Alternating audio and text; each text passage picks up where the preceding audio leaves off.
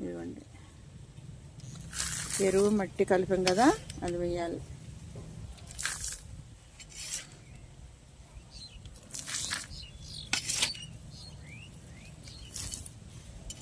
ఇలాగా ఒక లేయరు మట్టి, ఒక లేయరు పువ్వులు.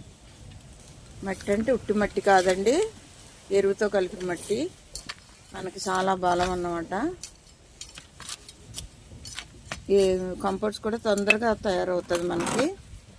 మళ్ళీ ఇప్పుడు పువ్వులు వేయాలి.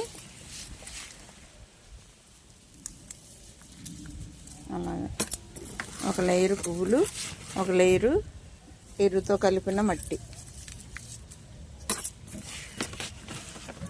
మన దేవుడి పూలు కూడా ఇలా చేసుకోవచ్చండి. అది కూడా ఒకసారి చేస్తాను నేను. ఇంకా కింద మడి ఉంది కదండి, జామ చెట్టు మడి, ఇంటి వెనకాల మడి, ఆ మడిలో కప్పేస్తాను.